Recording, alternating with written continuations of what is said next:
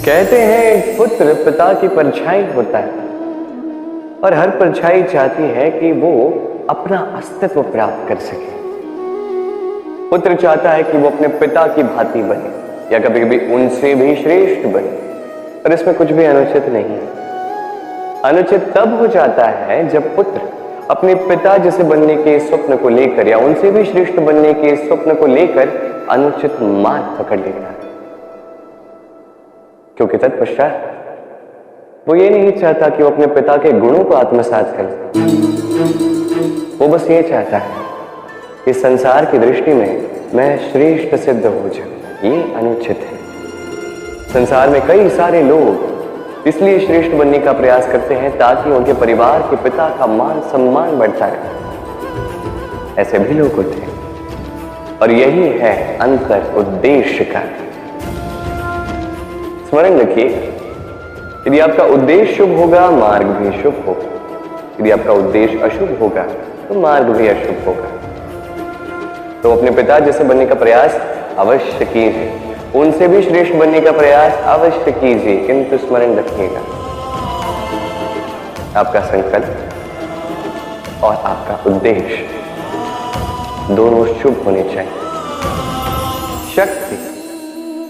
शक्ति पाना इतना कठिन नहीं है जितना शक्ति पाने के पश्चात उसे संभाल पाना कठिन है।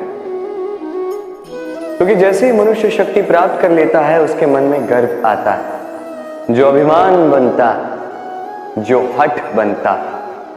इसलिए शक्ति प्राप्त करने के साथ ही विनम्र होना अति आवश्यक है।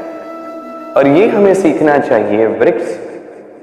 वृक्ष जो हमें फल देता है, वृक्ष जो जितने फल देता है उतना ही झुक जाता है।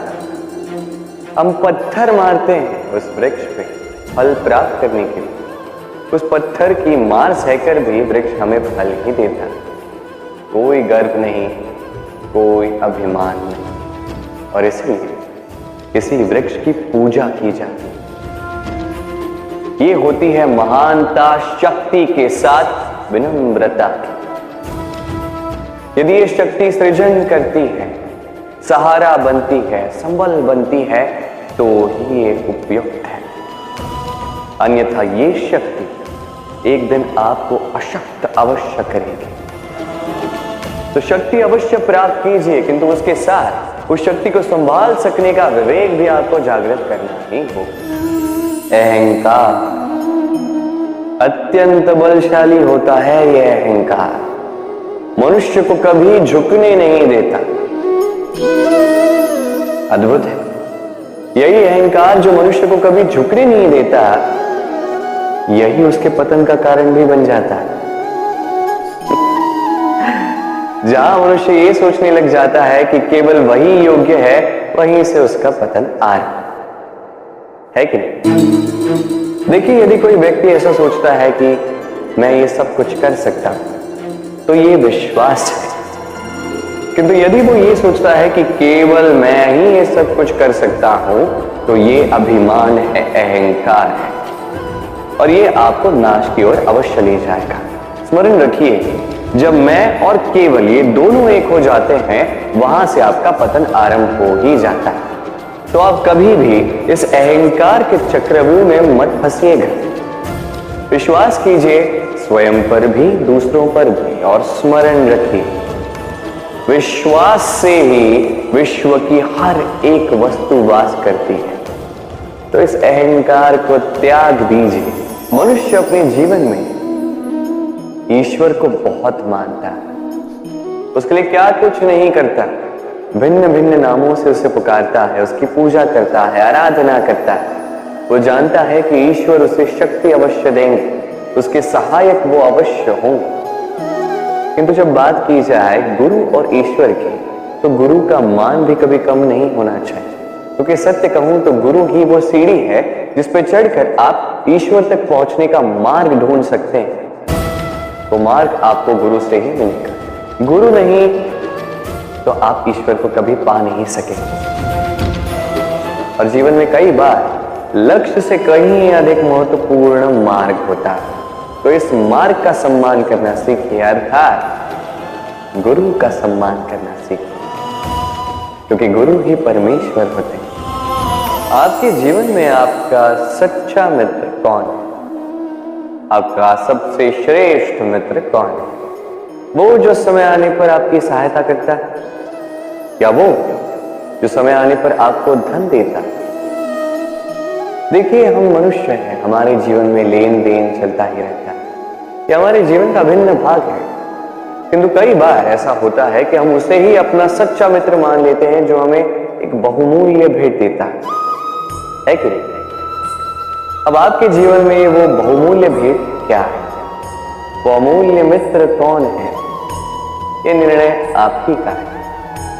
किंतु यदि आप मुझसे पूछें तो मेरे अनुसार स्वर्ण, हीरे, मोती, धन ये बहुमूल्य नहीं है। बहुमूल्य है साथ जब आप अकेले, समय जब आपको उसकी आवश्यकता, समर्पण जब आपको विश्वास की आवश्यकता। जो व्यक्ति आपके प्रति ये 3 गुण रखता है, जो आपके कठिन समय में आपका साथ अवश्य देता है, जब आपको आवश्यकता हो आपको समय अवश्य देता है, आपके लिए पूर्णतः समर्पित है, तो वही आपका प्रबल मित्र है, वही आपका सच्चा मित्र है। क्योंकि सत्य कहूं तो मित्रता का अर्थ ही है अपने आप को पूर्ण रूप से अर्पित कर देना। तो आपके इस मित्र के लिए अपने प्राण न्योछावर कर दीजिए। मनुष्य जीवन में 3 काम अवश्य करता है, कुछ देता है, कुछ लेता है, तो कुछ त्याग देता है। ये भी सोचता है कि ये करे तो कैसे करे। देने के लिए इतना धन नहीं है, लेने के लिए संसार में इतना स्नेह नहीं है, और त्यागने के लिए जीवन में इतना सुख ही नहीं है, ये कैसे करे। होता कुछ ऐसा है कि हम भौतिक संसाधनों में इतने व्यस्त हो जाते हैं कि हम समझ ही नहीं पाते कि क्या देना है, क्या लेना है और क्या त्यागना है। तो आज मैं आपको बता देता हूं। स्मरण रखिए ये 3 महत्वपूर्ण गुण, ये 3 महत्वपूर्ण भाव। देने के लिए दान, लेने के लिए ज्ञान और त्यागने के लिए अभिमान। जब आप दान देना सीख जाएंगे, ज्ञान अर्जित करने की शक्ति अपने आप में आ जाएगी, और जब यह ज्ञान आप में प्रवेश कर जाएगा, अभिमान अपने आप ही आपसे दूर चला जाए। जो व्यक्ति इन तीनों में संतुलन बनाए रखता है, उसका वर्तमान, भूतकाल, भविष्यकाल, लोक, परलोक सब कुछ सुधर जाता है। जिस दिन आप दान देना सीख जाओगे, ज्ञान लेना सीख जाओगे, अभिमान त्यागना सीख जाओगे, आपको सर्वशक्तिशाली, सर्वशक्तिमान ईश्वर की भी आवश्यकता नहीं होगी, क्योंकि तब ईश्वर आप ही में वास करेंगे। जीवन में कई बार समस्याएं हमें चारों ओर से घेर लेती। ये समस्याएं कई प्रकार की होती। धन की समस्या हो सकती है, परिवार की समस्या हो सकती है, किसी संबंध की समस्या हो सकती है, कभी कोई दैनिक आवश्यकता हो सकती है, कभी कोई दुविधा हो सकती है, अनेक समस्याएं आती। किंतु जब भी कोई समस्या होती है, हमारे मन में उसके लिए एक उत्तर अवश्य होता है, जो हमारे ही भीतर होता है। इसे हम कहते हैं आत्मा। आत्मा परमात्मा का ही रूप होती है, और परमात्मा वो तो कभी कुछ अनुचित नहीं चाहते, है कि नहीं? ये आत्मा अच्छे से जानती है क्या उचित है, क्या अनुचित है। यदि चुनौती है तो वो ये कि आप अपने मन को समझ लें,